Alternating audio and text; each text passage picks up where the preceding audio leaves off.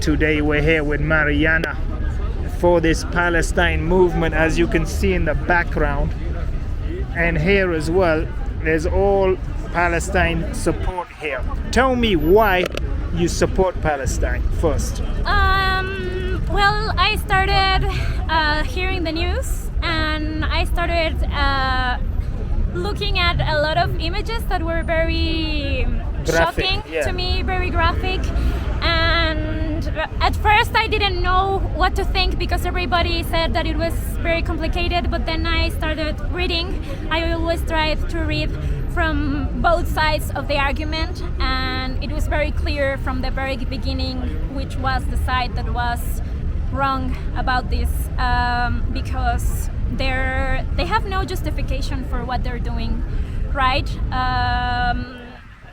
And they talk about the supposed reasons why they are doing this, Yeah. and then when you see the facts, you can read the facts, not listening the words that they are saying, but reading the facts. It's very clear that what they are trying to do is not defending themselves, and it's not trying to be more safe in their supposed land.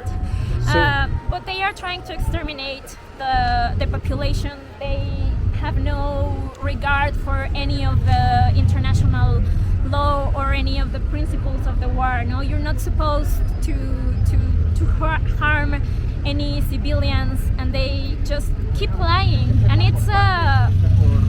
they're so shameless because they're lying in our faces. They think people are idiots that are going to believe their stories. But some people and are, it's right? enraging. And yeah, some people are. I mean, idiots maybe, let's say naive maybe, and some people are idiots. It depends, it depends, because the problem is, like, today I think that all of our media is on our phone, and Yes. it's not accurate. You can see fake. Now you got AI, you got all sorts of things that can confuse your mind. Absolutely, yes.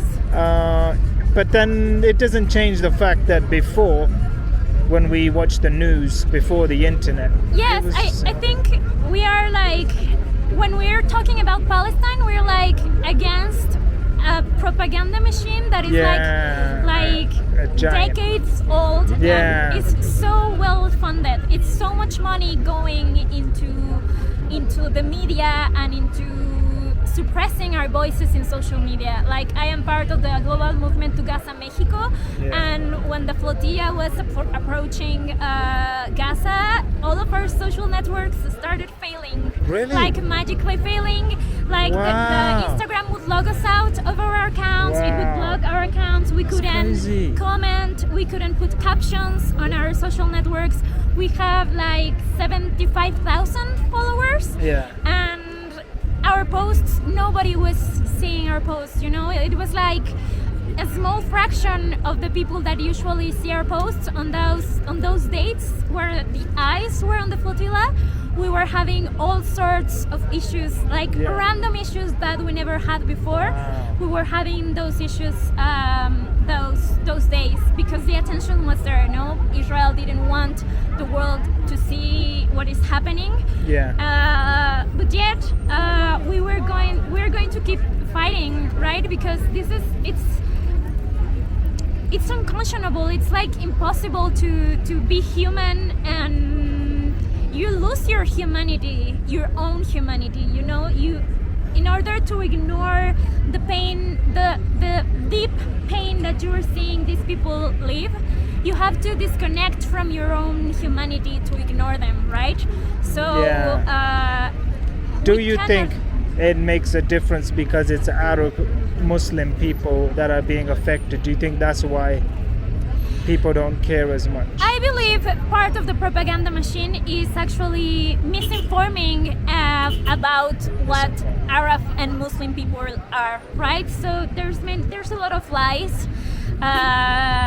in social media, in cinema, like it's all propaganda, right? I was listening the other day to a video that said that why should the CIA or like the US government have like an office in Hollywood, right? Because there are a lot of Hollywood scripts that have to be approved by the US government because it's propaganda, right? And we've always seen the Arab people like the terrorists or dangerous people, right, in the movies. I do acting and they always give me the bad roles. Yes, exactly. They always give me these negative stereotype roles. Absolutely. So like it's just lies that they have been feeding us for I was going to say thousands, but for decades, right? You know, so many Mexicans are jealous of your English.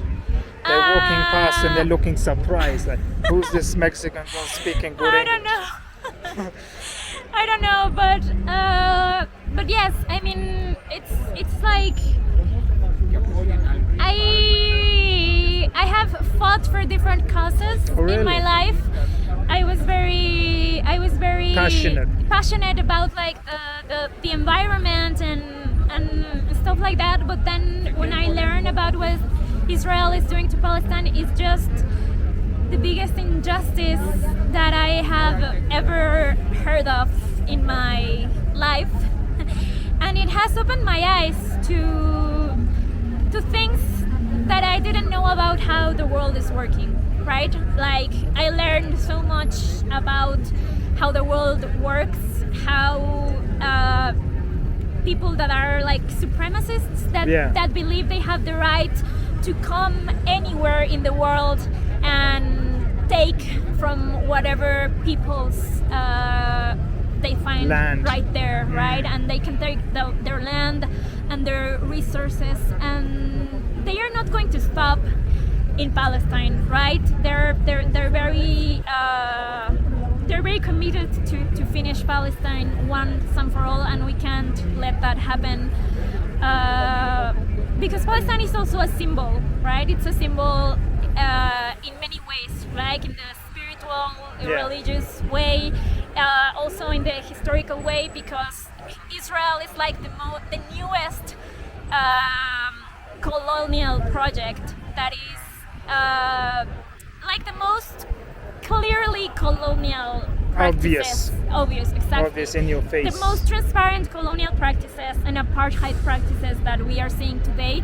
And it's so like ending the colonial project of Israel, would also be like a great victory for all the colonized peoples around the world, right? Like everyone in the global south should have solidarity with Palestine because it's the same history, right? All of the colonized people have suffered the same, right? Colonization always ends in genocide because nobody is going to let other people come and kill and steal their land and prevent them from getting food, from living in their land, from fishing in their waters, from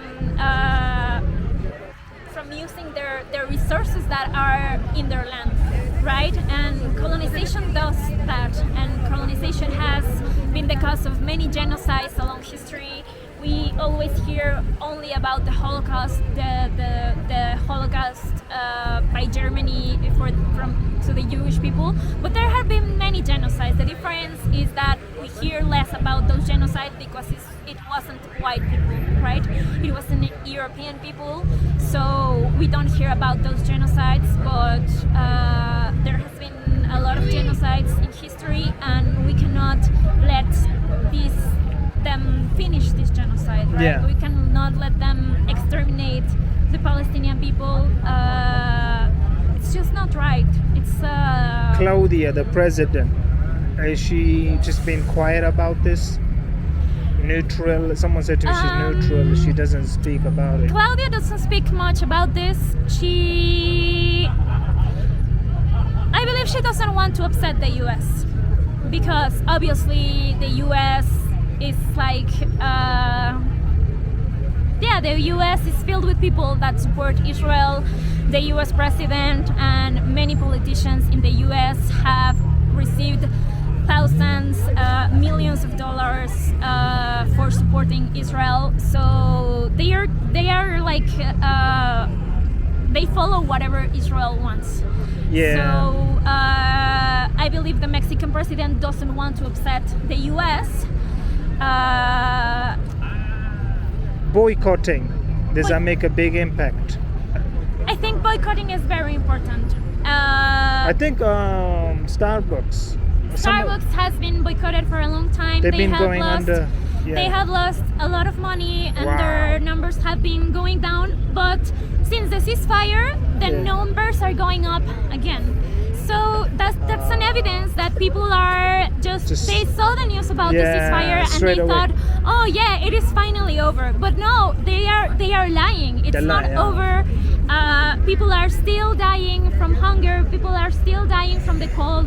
People are still dying from the injuries, and they are still being bombarded. I don't right? trust it, man. I find that, they're smiling and stuff. Why is this president of Israel, why is he smiling so happily? Like, there's some agenda.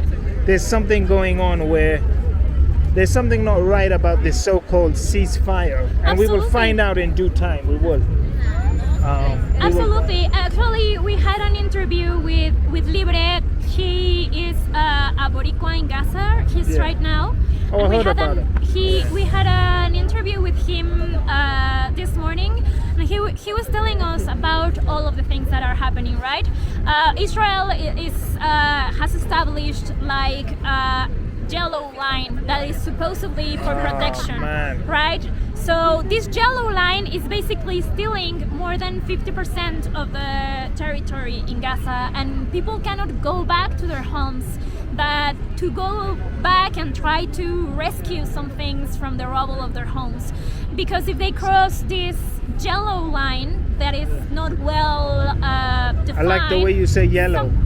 Yellow. I love it. It's not well defined, so people don't know where exactly the line is, and sometimes Yeah. people just, without knowing, cross this invisible line and they are shot. An entire family of 11 people was murdered this week because they were supposedly crossing the yellow line, but the yellow line was not clearly marked, and they have no right to be occupying Gaza still. And inside the perimeter of this yellow line, they're still demolishing houses. They still have the bulldozers, and then they come demolish houses in this area, and they take the rubble, like the trash, and they put it inside Gaza where the Gazans are, right? So they have no shame. No shame. No, absolutely no shame in what they're doing. It's outrageous what they are doing.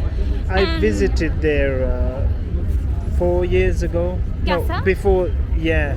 Huh. Not Gaza, The West Bank? Jerusalem, that Jerusalem, area. yeah. And I crossed the border from Jordan on the bus.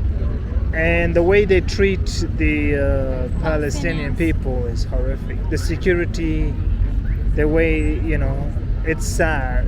It was pretty obvious. I went there for this reason, just to see how it Yes, is. And it's, absolutely. I was treated quite badly myself Right. from the Jewish people. Right. Only the Jewish people. No Christians, no Muslims, but the Jewish people, sadly, I gave them I went in there with an open mind, but just by the attitude and the behaviors and stuff. Yes, and it's this entitlement, right? Like It was like that, yeah. It felt They like have the right. arrogant. Yeah. It's like they have all the right to take whatever they want and to do whatever they want. Yeah. Right? They have no respect. They don't see anyone around them as equals. They feel like they are superior to everyone. It seems so. It seems like genetically, it's engraved. Absolutely. From my experience with them, I'm yet to. I mean, you get the Orthodox Jews. They seem to be against this. Yeah. It's what people call the Zionist movement. Absolutely. Yes. Is more of the ones that people seem to have a problem with. Yes. Everyone has bad people. The Muslims have some bad terrorists. Christians have bad people, and the Jewish have bad people. But it overshadows the whole, it's just like we said earlier about being stereotyped. Right. It's a difficult situation because of the power behind the movement of the Yes. opposition to Palestine. It's like a big bully, Yes, including exactly. the America. America's the big bully, really, but they're both bullies in this sense. But it just seems like the fight is so hard. But in history, miracles do happen, and I think the Palestinian people have been fighting with all their will and their, everything they have. Yeah. But for them to now see that people are supporting them from these parts of the world is pretty amazing. Yes, but people need to rise because Israel won't stop doing this unless we stop them, right? They won't stop doing it if we ask nicely, right? No invader and no colonizer will stop just because you ask them nicely to stop. You have to stop them, right? It doesn't matter if it's with the military that Gustavo Petro is proposing at the ONU. It doesn't matter if it's through boycott. Boycott, I believe it's very useful, but we have to step up our boycott game, to follow all the BDS targets, because that's what makes the genocide possible, right? The genocide wouldn't be possible without the control of the narrative, without the flow of weapons. They cannot get weapons if they cannot get money.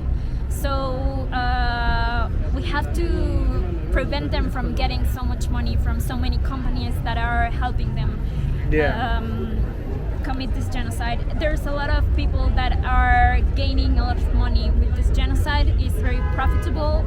Francesca Albanese has published a lot of reports about this, and it's just, we cannot allow people to make money from killing innocent people, right? It's just not right. And it seems like the Mexican people are really behind Palestine. Yes, I believe a big segment of Mexican people are supporting Palestine because From what I see when I be here, I see people stop. They're curious, they listen, they talk, but you never see someone, aggressive or something. They seem to be taking it all in, because it seems like when Mexicans see other Mexicans fighting for something, they're like, okay, what is this? It must be serious. It must be important. yes, there's a lot of people you can see here. A lot of people look. are open to learn about what is happening. Yeah. And this So is why this we do place, it, right? yeah, this is where they do it, guys. If you ever come to Mexico City and want to check out the, I call it a mural because it is pretty much, but it used to have a little sitting area where people would volunteer to sit and sleep at night. That was 1 month ago. Yeah. Then it closed, and I was like, oh wow, what's happened? And then I realized, okay, the people couldn't volunteer no more. Maybe, yeah. That's what they said. They said that it was just too much to sleep here and to look after the place. But since then, this has been redecorated by the lovely girls of, what's the group name again? I am part of Movimiento Global La Gaza Mexico. There's so many, it's confusing now. So many groups. Yes, but this is not just the work of us. This is the work of dozens of organizations that we are also in contact with. There's a lot of people that have been fighting for Palestine even before this started, right? Yeah. There's people that have been informed about what is happening for decades. Yeah. And some of that people are the people that have built all of these spaces, right? Yeah. So let's walk me through this. So this area here. Yeah, in this area here, I mean, it's like a way of showing. What does it symbolize? Baby, sadly. This I can't even say white it. fabric is like trying to imitate the shrouds, which is like they wrap the death in a shroud before they put them in the grave. And It's very graphic stuff. yeah, Very it's a lot of images about what they're doing to children, right? No child in the world should be subjected to this, and well, this is like yes, it's like denouncing, like Even the Daily Express, which is, I thought it was a biased newspaper, but it seems to have something there. Let's get a shot of this. For pity's sake, stop this now. The Daily Express. I can't even look at it. But yeah, I can't believe it. this is a mural that Yeah, explain this to me a little bit. Come. in this mural, like people come and paint the mural, like every weekend they come and paint it, and then the government for a long time came and erased it every wow. time they paint it, right? Because Really? I mean, didn't know that. there's a lot of influence from Zionist groups in a lot of governments, and that obviously includes the Mexican government. So, I mean, they're not letting the mural stay for a long time. For example, this Dia de Muertos altar, these people had to stay overnight to take care of it because otherwise they will remove it, right? Yeah. So This was made by loads of people, no? yes, this was made I by- saw this being made. Well, I saw the final touches. Yes, we're using cempasúchil flowers, which are the traditional flowers that are used for these Mexican altars. If you come here, we also have like the candles. At night, this looks so beautiful. Yeah, I got a video at nighttime. We have like the Palestine flag over here. Yeah. And we have like photos of the martyrs, right? So like the altar, what like the tradition is that we believe that the people that were close to us come to visit us during the Night of the Dead, which was last night. So we put an altar with things that the dead person like dishes, right? Like food that the dead person used to like when they were alive. You put them for them to visit and to eat the food when they are visiting, right? Like for example, if they miss something that the family cooked, they can come and try it again during that night and feel how the family remembers them and thinks about them. And we have like these little calaveritas, like the little skulls. They are made of sugar, and they are like decorated, and it's very colorful, all of it, and it's a very. So you helped decorate this. I didn't decorate it this time, but was the same people of the group I'm working with. Yes. And you guys are gonna go Italy at the end of November, right? To Italy, I have no idea. That's what I was told from one of the members. She said that there's a big what do you call it? They're gonna go out there to support. There's a big flotilla. What's it called? Flotilla? No, like what? I mean, like some meeting or something from some people from the. Something to do with that. Yeah, they're gonna like she said it's a big thing in Italy. I'll find out more, but yeah. This is pretty cool. When it lights up at nighttime, I've got the video already. I'll just add it onto this one or make a separate video. But thank you for your time, and I appreciate the conversation. Thank you.